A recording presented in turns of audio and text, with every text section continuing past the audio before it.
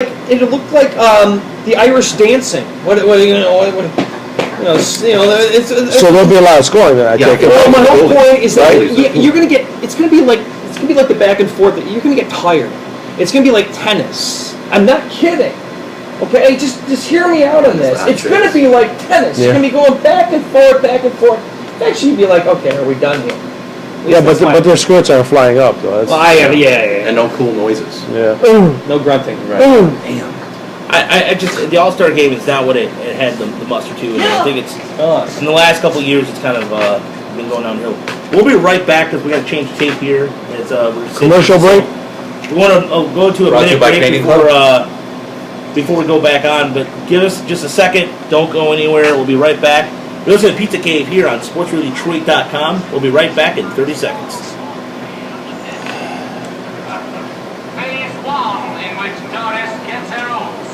What is that?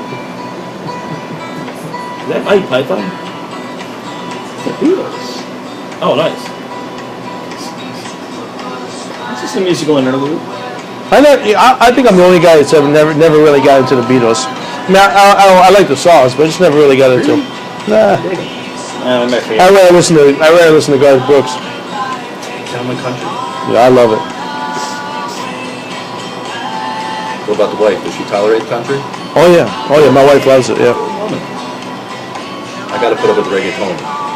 Really? I don't mind reggaeton. All right, we're back here in the Pizza Cave. You're listening on Mixler.com/SportsRadioDetroit to find us. And if you're already listening to us, then you should be good to go. We're talking wings, Michigan, hardball, just a bunch of things. It's a hodgepodge of topics, but we're going to talk a little Pistons basketball right now. Slice of pizza, Mike. And we have the News Herald in here, so thanks so much for the News Herald stopping by. Downriver's, one of Downriver's finest writing establishments. So they do a very good job covering high school sports as well. So thanks for the News Herald for stopping in to take pictures of Fredi the PizzaMan here at the Pizza Cave. Alongside me, Andy Levada, Pete Spivak. And let's talk Pistons a little bit. Pistons last night played a tough game against Cleveland, lost to Cleveland. And we had earlier on the bets.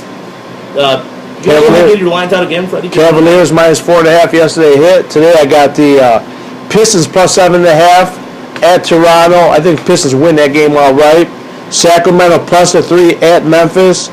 And I'm going back to the Cavaliers today.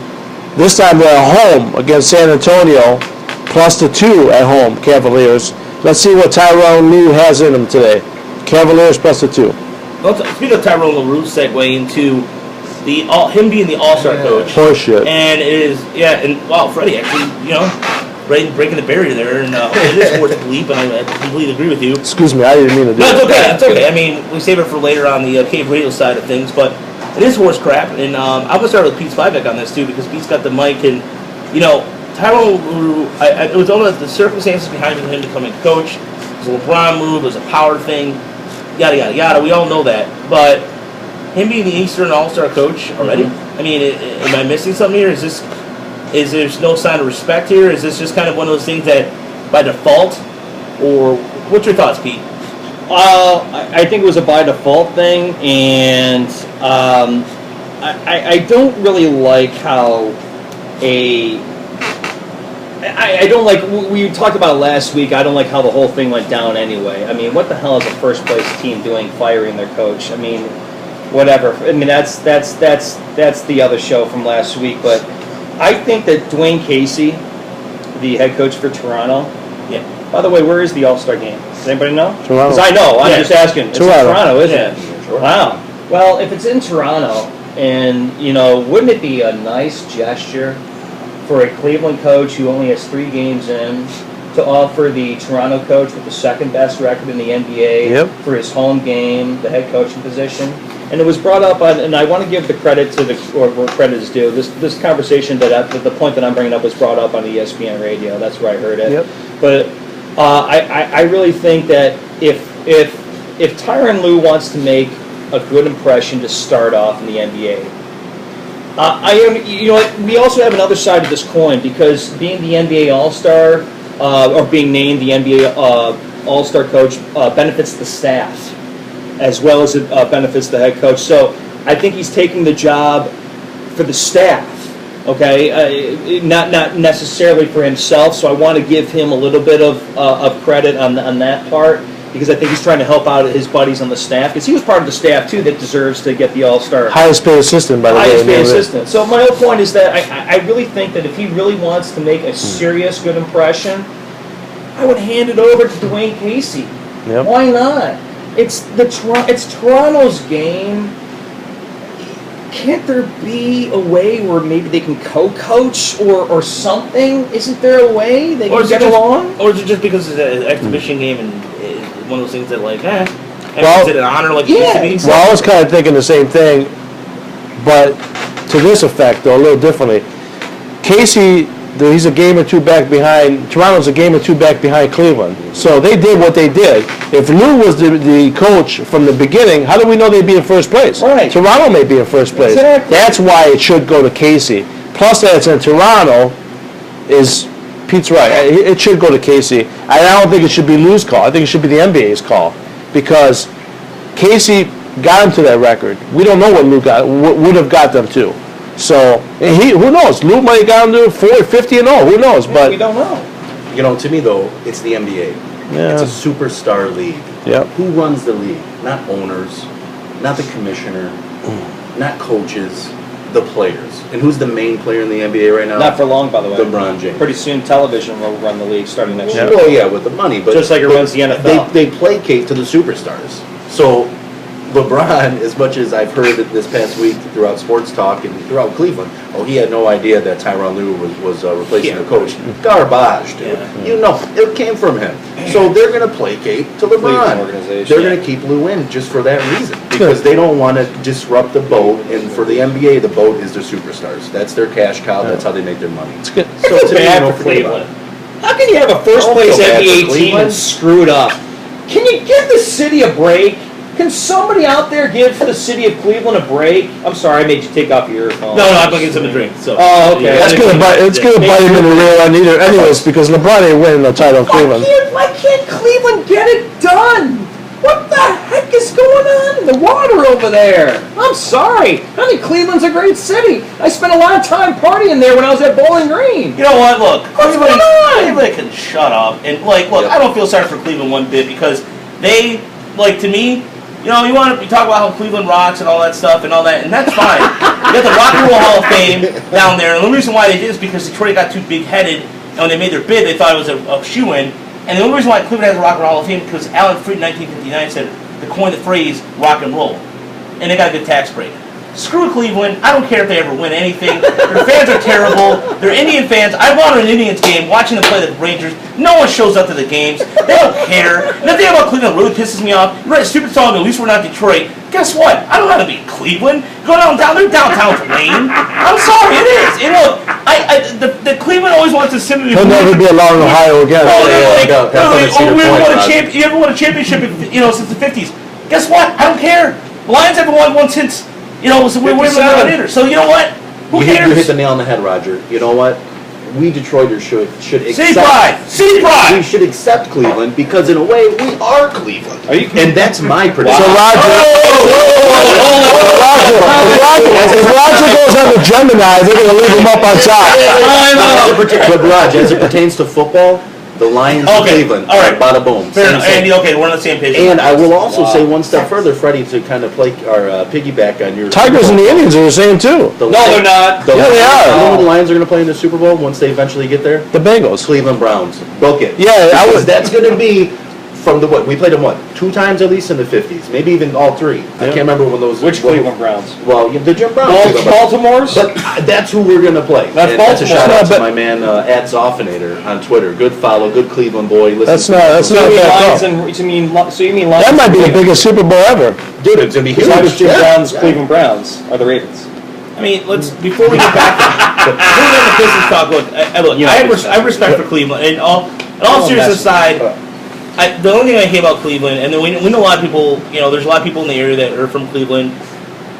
Certain people that are, on The Indians might be good this year. I wouldn't count them out. The Indians going to have Their pitching staff is tough. That's another show for another day. Yeah. But Oh my God, that's like Lions Kool-Aid. No, the Indians will not be good. No, they'll be good. No. Anyways, the point I'm trying to make about Cleveland is they're just as they care about their fans, they care about their city, and they're just as passionate. But what I don't understand sometimes is, we got a comment on Twitter, by the way. Good. LeBron James needs someone like Stan Van Gundy when Howard whined that Stan called him out, and I think LeBron needs that. That's a great point, by the way. So thanks to big German soccer fan there, FC Baron 55 with that comment. And I think it's a good comment too. And Van Gundy, and you can talk about, we've talked about this before last week on the Pizza Cave, his methods of calling out people. And Andy, I'd like to get your take on this because, right now you have Andre Drummond who's celebrating. We overshadow the fact that Andre Drummond is going to his first All-Star game, averaging 17 points a game, just over 15 rebounds. Stan Van Gundy's methods, they looked at what happened in Orlando. They may have, Dwight Howard, I think, is a far different player than Andre Drummond is. But there was a point even with Pope a couple weeks ago, kicking off the chair, a little tension. Is it eventually going to wear out, or do you think it's just a learning process, learning his players, continuing in the growth of the Pistons? I don't think it's so much a learning process, because what Drummond is right now, Raj, was he 22, I think, right? Yeah. Age aside, I think I did. You can see someone's hunger and passion right away, whether they're 18, fresh out of high school in the NBA. And Van Gundy said that too. And he doesn't show, he's sleepy. He's a little sleepy on the court, which is fine, but he's our big man. And now it seems to me in the NBA nowadays, you don't build your team around a big man. Those days are long gone. To me, the Pistons are doing it backwards. Yep. You got to have great guard play, good shooters on the outside, some tenacious defense, and if you're lucky enough to have a defensive presence like we do here in Detroit with Drummond, that's a bonus, dude. He's not a defensive presence. He's a rebounding presence. Rebounding presence, you're right, because he doesn't block enough shots for his height. He can't post a guy. And to me, he doesn't move side to side quick enough. Yeah. Remember how quickly Ben would come from the opposite side and just throw people 10 rows? Yes. I don't see that with Drummond. Yep. So the leadership with him is not there. We need someone, and I think your boy Jennings mentioned that in the paper a couple weeks ago, the locker room is just dull. As a coach, Stan Van can only do so much. To me, what he's done at, 25 and 22 or something like that right now, he's squeezing as much as he can, but you still need a general on the floor. Yeah. We don't have one. And Drummond's not that. Jackson's hit or miss. Yeah, exactly. He's wishy-washy. It's Pope that's really kind of becoming more of a quiet leader. For sure. We have a comment real quick from one of our listeners, Chris, who is at Twitter. He's FC Bayern 55. I just said, just talk about. Oh, did you bring up his tweet? He's a Seinfeld. I apologize. He's a Chris already Seinfeld mentioned classic. tweet, but I'm sorry about that. He loves Seinfeld. So good, yeah. Give the number out, Raj. Yeah, the number up, 313-888-3538. And text in. We're getting a lot of comments on Twitter, so everybody's giving comments on Twitter. Thank you so much. I like Chris, by the way. He's a Seinfeld. I want to bring up something about the All-Star game, if you don't mind. Go ahead, Fredi. About Paul George, all right? This guy, he got voted to the starting lineup, right? Man. This guy, year and a half, 2 years ago, broke his leg. Exactly. It was horrible. You remember seeing the video on that? Yes. And to come back this fast and play the way he has, kudos to him. But you know what the funny thing about him is? How people forget when he had his broken leg, what did he do? He tweeted out in support of Ray Rice. Exactly. And people forgot, and they voted this guy into the All-Star game. It just shows you how people forget. Oh, yeah. He tweeted in support of Ray Rice. After the park? Yeah, after. Yes. After his girl was on the ground. And people are voting this guy into the, if you want to make a case that Drummond's not starting, well, Paul George got voted in, and this guy's supporting beating women. So it just shows you the society that we live in now. Well, and as it pertains to the All-Star games, we got Drummond, his first All-Star game on the NBA side. We have Larkin's first All-Star game on the NHL side. Who would you rather, Fredi, start a franchise with? Larkin in the NHL or Drummond in the NBA? Larkin.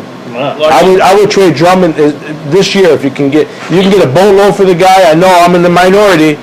No, but you've been consistent about it. Yeah, I've been consistent on Andre Drummond for 2 years. 2 years. But would you trade for another big man, or would you go small pieces? I would go. Guards and I would build like he built the Orlando team. He brought it up perfectly. Shooters, guys that can run the floor. He brought them to the finals. Yeah. He brought them to the finals with that guy, the guy shooting the ball from the three. He got $120 million.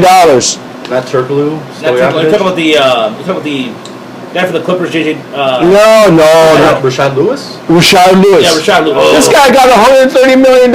He's sat on somebody's bench. The worst contracts of all time. He's probably still getting paid. Oh, yeah. He bought it. Bobby Bonilla style. Stan Van Gundy, he's not going to sit there and say, I don't want Andre Drummond. But in the back of his mind, he wants shooters.